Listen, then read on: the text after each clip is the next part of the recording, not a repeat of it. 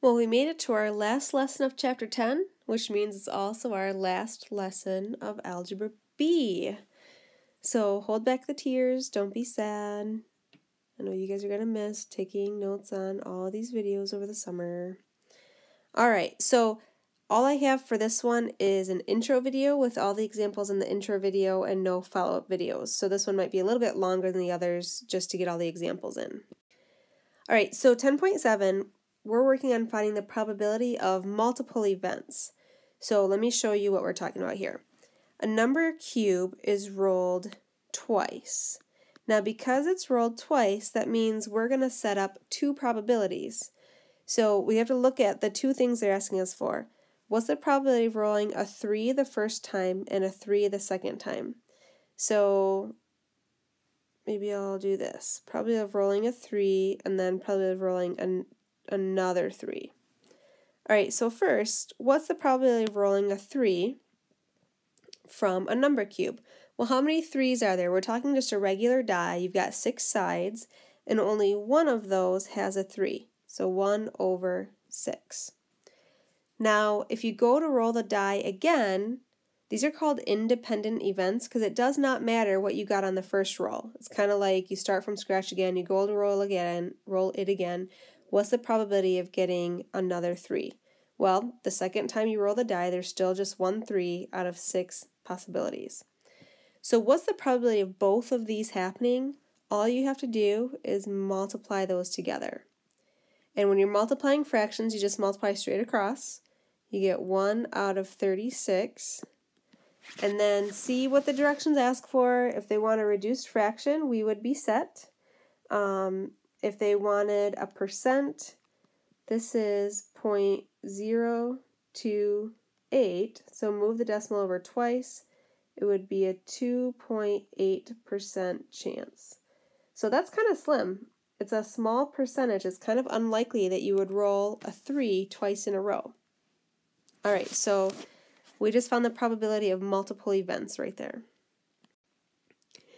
So our second example, a bag of marbles contains 2 red marbles, 1 white marble, and 7 yellow marbles. Because I know we're about to find the probability, it'd be helpful to figure out the total here. 3 plus 7, 10. Well, that's a nice total to work with. So what is the probability of selecting a white marble, replacing it, we're going to talk about that when we set up our probabilities, and then selecting a yellow marble? So because we're selecting 2 marbles, we're going to set up 2 probabilities, one for the white and one for the yellow. So we go to grab a marble from the bag. What's the probability that it's white?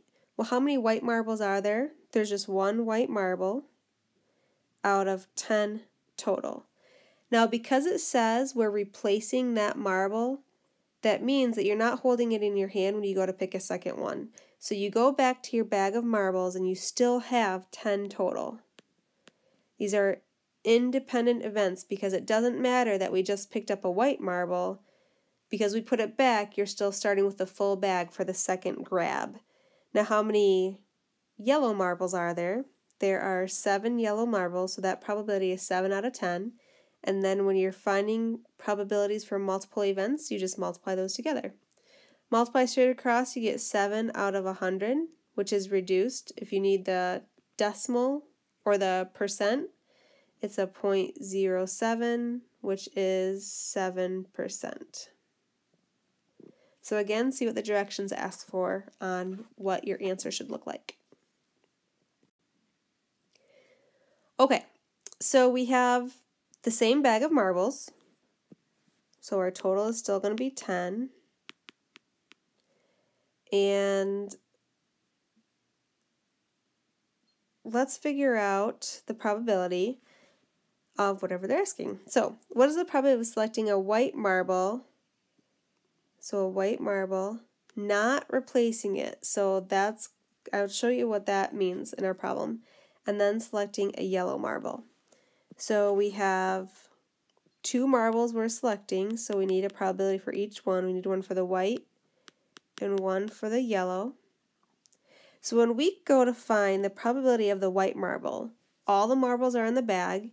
you have 1 white marble out of 10 total. Now, because it says that we are not replacing it, that means that we just picked a marble out of the bag and we're keeping it. Which means when you go to grab the yellow marble, you don't have 10 marbles anymore. Your total went down by 1 and you only have 9 left in the bag. So this is called dependent events because it kind of depends on what happened with your first grab here to know how to set up your second probability. So we only have 9 marbles left in the bag.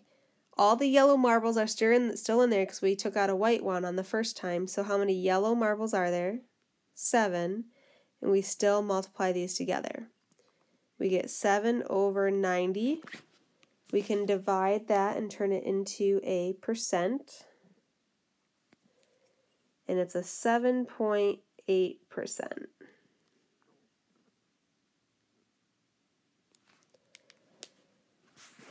All right, so look at this next question. What's the probability of selecting a yellow marble, not replacing it, so that means you keep it in your hand, and then selecting another yellow marble? So because we're grabbing 2 marbles, we're going to set up 2 probabilities, one for the first yellow and one for the second yellow. All right, so you go to grab a marble from the bag. All the marbles are in there. So you've got 7 yellow marbles out of 10 total. Now we're going to assume that we picked, because we're not putting that first marble back, we're going to assume that we're holding a yellow marble in our hand. So when you go back to grab your second marble, well, first the total went down to 9 because they were 10. We grabbed one, there's only 9 left. But it's a yellow marble that's in our hand because that's what the first question asked us, was probability of grabbing a yellow marble first. So how many yellow marbles are left? There's only 6 left in the bag. Multiply these together. 7 times 6 is 42 over 90. You can divide that out for the percent. And we get 4.7%. All right, this is our last slide, last example for Algebra B. A class has 18 boys and 12 girls. So already in my mind I'm thinking 30 total students. 2 students are chosen at random. What's the probability that the students chosen will be a boy and a girl? So what they're saying here is that first you choose a boy and then you choose a girl. So when you go to choose 2 students, all 30 students are there. What's the probability that the first one is a boy? We have 18 boys out of 30 total. Now you're going to assume that we just chose the boy. So when you go to choose your second student, do you still have 30 students to choose from? No, you only have 29. Your total went down by 1. But do you have all the girls still? Because we picked a boy the first time, all the girls are still there, so we do still have 12.